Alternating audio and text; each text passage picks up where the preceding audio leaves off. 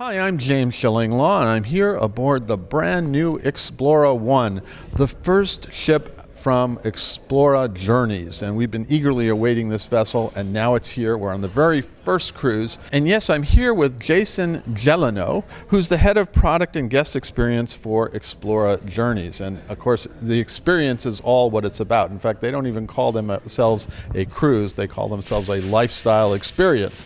So we're going to talk to Jason about that and a whole lot more on Insider Travel Report.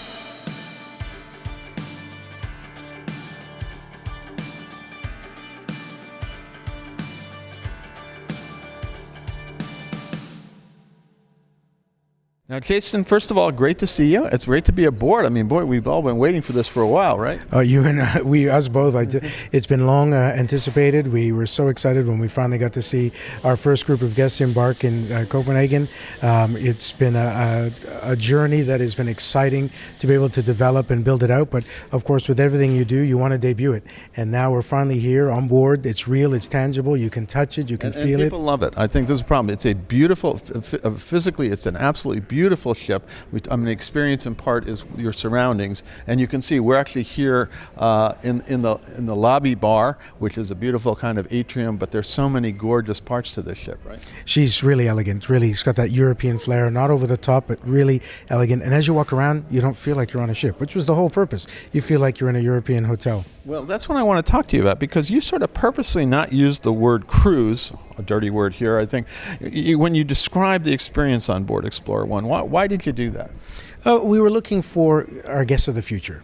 And, even though we're in the cruise industry, most of us for many, many years, and it's an industry that is continuously evolved for the better with choices and things like that, there is still a sense in the luxury travel market that people are allergic to that word.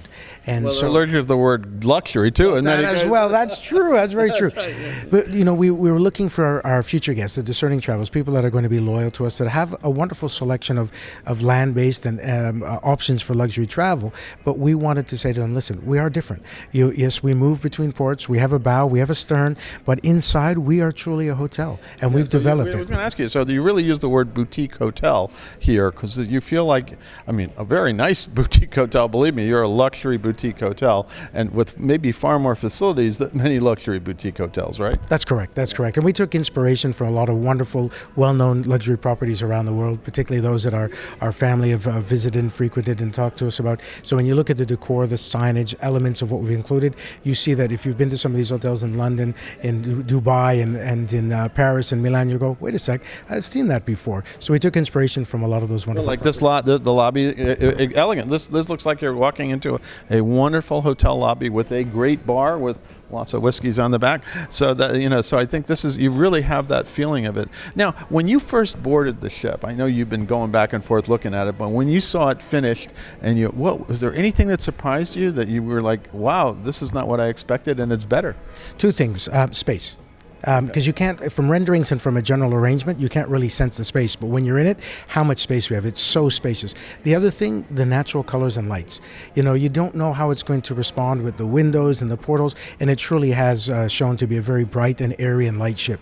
Yeah, it is. It really is a bright and airy. Everyone regards on how elegant, how beautiful it all is. It really pulls itself together. You don't know until you see it, the whole concept. Now, what could guests truly make sure they experience on board in your mind? I mean, there's an awful lot going on here. We got accommodations, we got culinary, we got wellness, everything. But in your mind, what are these essential things that a guest on board Explora 1 should experience? First of all, our open decks.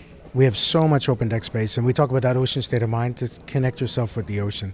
We have great open deck space that pulls you in different directions, so not everyone's kind of forced into one area. The next thing is that we truly believe with all that we've offered, and the pillars are high and everything that we developed, is that something will resonate with each individual guest. And culinary, I think, is an important part. We spend a lot of time. I've been unfortunately spending a lot of time with the culinary myself. I have to balance out to the spa tomorrow, but the culinary experience here is superb. It truly is, and the concepts of the different restaurants that Chef Frank has developed really are comparable to what you have on land. When you sit in the restaurants, you don't feel like you're on a ship. But the quality in every restaurant, we have no inferior restaurants. Every restaurant is equal and high quality, but in their own flavor.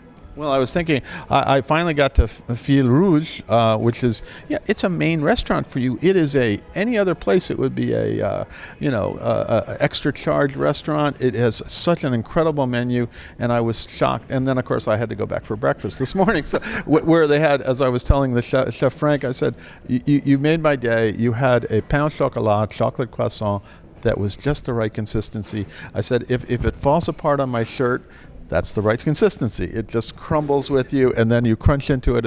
There are not too many people can do that, especially on a ship. No, exactly right. And the detail he went into in finding the right talent, but also the right produce, because it comes down to the right flour, the right type of chocolate used. But between the produce and the talent that we have on board, we've been able to execute. Our baguettes are world class, better than you find in Paris. I know. You told me about that the baguettes, and they do taste that way. I mean, you can't find bread like that on a ship. In most ships, absolutely. We took the element of, we actually brought the people who produce the flour from Vidillon, south of Paris, to test the pH levels, the humidity levels, the oven, so that when they ground the flour for us, it's ground to our conditions. Yeah, because it is different conditions on board, and that's one of the challenges of making great bread on a cruise ship. It's not that I haven't seen it, but I really, honestly, this is superb. You really hit the nail. And this morning with the pain chocolat, I should say, that was the best thing. Now, obviously, then you have accommodations, and the suites are amazing. It really is so spacious. It's really a beautiful put together room. It is, and when we designed the room, first of all of our suites have terraces. There's no picture windows, there's no inside cabins. Everyone has a terrace. The floor-to-ceiling windows brings that natural light in. It really gives you another room with the day bed out there, and the table that's comfortable for two people to eat. It's not a coffee table, it's not a footstool. The other thing we did is we said, okay, how do we fit out that? And so the Dyson Supersonic Hairdryer, which I'm getting a lot of comments, they keep saying it blows them away, literally. But what a great thing. The Illy coffee machines in the suite, the Frette linen, the binoculars. The beds are great. And those mattresses, and I've been sleeping on them for almost 6 weeks now. They're very, very comfortable. And so we wanted to make sure that people felt comfortable, because we know our guests will book back-to-back journeys and stay with us for longer periods of time, and we want them to really settle in and relax. Yeah, and I have been relaxing when I'm not working, because this is part of my job is to work at night. But it's been a very comfortable office for me. So as much as I would rather I was not working. Now, why is the Explora Journeys experience different maybe than some other luxury ships in the market? I think we didn't take such a structured approach to our. It's all about choice. Chris Austin always says it's in today's luxury market, it's space and choice. People want time. They want to be able to do their thing. They want to be pulled into places, not pushed into places. And we found traditionally in our legacy luxury brands that the company still decides when you should go see a show, what show you should go see, when you eat. And so we wanted to provide more choice, because again, those that may not have cruised before, that's one of the things that they don't. They want to do what they want to do. Yeah. And with all the open deck space, with all the venues and stuff like that, you'll never feel crowded. And I think the difference and the quality of the partnerships and the brands that we've selected, people will go, this is luxury. I mean, I know this brand. It's a great brand. Our Steinway & Son pianos, the monobrand shops with Rolex, Panerai, Puget, and Cartier, those things have been, well, wait a sec. If they believe in Explora, they believe in luxury, and that gives us credibility as well. Absolutely. In fact, you do have the only official Rolex store at sea. I'm looking at the Rolex sign over there. Thank God I don't have anyone who wants a Rolex watch, because I would be out of money very quickly, because they have them all too. That's all the ones you like. Now, what customer is really going to be the right one for Explora Journeys? For us, we use the term the discerning traveler, and that's not one particular person, it's personalities. And we feel it's the average age will be in kind of that 50 age range, but we'll have those that are young at heart and older ones, and those that are a bit younger that are older at heart. But people who enjoy choice, they enjoy quality, they like that we combine our journeys so that if they're time poor, they can come for 7-8 days, but if they've got a bit more time, they can extend that. We're going to wonderful destinations, we have quality and choice. We talked earlier about culinary wine mixology is part of everyday life now. Most major cities, got great small bar scenes and restaurants. We provide that on board. We've got intelligent luminary program and entertainment, stuff that you would probably see on land, whether it's a group of musicians, a jazz trio, a pianist. You go to see we don't have lecturers, we have luminaries, experts in their field. Yeah, I saw that, luminaries. I had a lunch next to two luminaries. They said, I'm a luminary. I'm like, what is a luminary? But you really have interesting lectures and things like that, and I have gone to a couple of the shows so far. I have to do more. more of them. Maybe this weekend I'm going to do more. But you really do have an interesting program that it's not pressure. Oh, we have to finish dinner because we have to get to the show, right?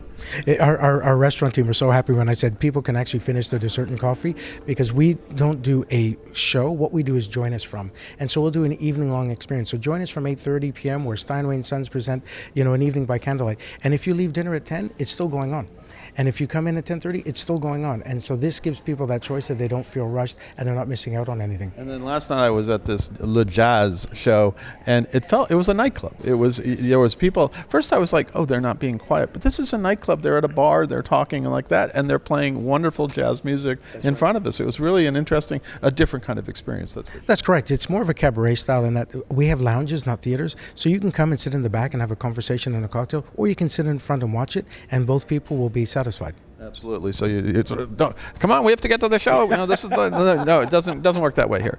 Now, anything else you want to tell our about the guest experience and product offers to our travel advisor viewers who are booking their clients? I mean, this is a very different kind of ship, a different kind of experience. So what should they be kind of telling their customers up front about this? The things that come to my mind, especially about, is value and quality. And we've seen in the industry a lot of that quality has been diluted. We've added that. I mean, our house champagne is Moët Chandon. We have a partnership with Moët Hennessy. The quality of our ocean wellness spa. Everything we've done is on board. It's in-house. We didn't use any concession companies, so we have ownership and control of the operation, so we can be flexible. But our ocean wellness brand, and in collaboration with Technogym, with our outdoor and indoor fitness, we've really designed a spa that you would see on land. It's not your traditional cruise ship spa and gym. And the quality of the products that we offer, which are not seen on any other ship. So we went to the detail of saying, you know what, we want to make sure we provide you with quality and value, because in the luxury market, people know value and they don't like being taken advantage of. So if they're going to invest money in us, they know they're going to get a return on that investment. And I think you're well on the way to delivering a return for your guests based on the 3 days I've been aboard, and we got a few more days left. Jason, I want to thank you for spending some time with us aboard your new vessel here. It really is beautiful, as you can see in the background, and there are a lot of spaces just like this. And I'm so glad I got a chance to be on here, the first cruise, and looking forward to much more from Explora Journeys in the future. James, it's great to have you on board. Enjoy the rest of your journey, and we look forward to welcoming all of our travel advisors and, of course, your clients as well. We'll take care of them. I'm James Shillinglaw, and this is Insider Travel Report.